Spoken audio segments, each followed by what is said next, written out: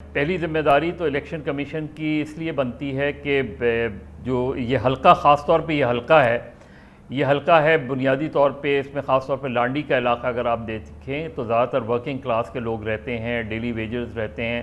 तो मुझे नहीं समझ में आया कि इन्होंने वो दरख्वास्त क्यों नहीं कबूल की कि वर्किंग डे के अलावा कि संडे को रख ली जाती पोलिंग। मेरा ख्याल है ज़्यादा बेहतर फ़ैसला होता।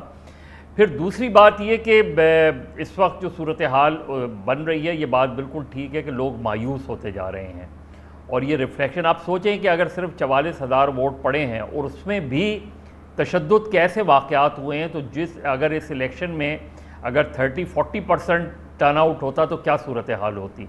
तो कहीं ऐसा तो नहीं कि जानबूझकर वर्किंग डे पे रखा गया कि टर्न आउट कम हो। दूसरी ये कि बड़ी सियासी जमातें, पीपल्स पार्टी का इधर बहुत ज़्यादा जो है हल्का नहीं है, तो पीपल्स पार्टी के उम्मीदवार ने उस तरह की दिलचस्पी हमें पीपल्स पार्टी की नज़र नहीं आई। जो बड़ी जमातें हैं उनमें मुस्लिम लीग नून कराची में वैसे ही बहुत ज़्यादा दिलचस्पी नहीं रखती।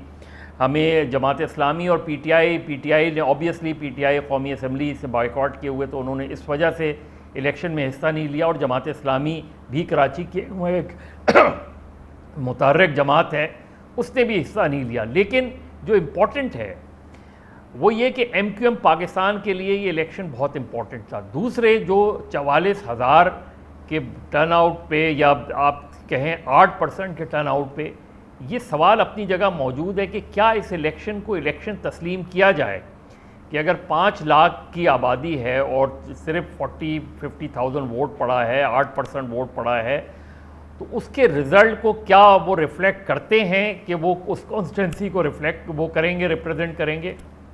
ये सवाल का जवाब इलेक्शन कमीशन को तलाश करना है।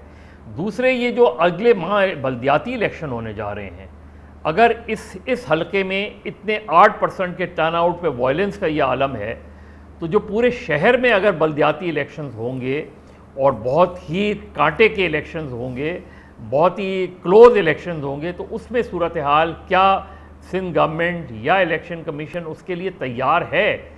हमारे यहाँ रेंजर्स भी है, पुलिस भी है और दीगर लॉ इन्फोर्समेंट एजेंसीज भी हैं। तो मेरा ख्याल है वो बहुत बड़ा इलेक्शन होगा।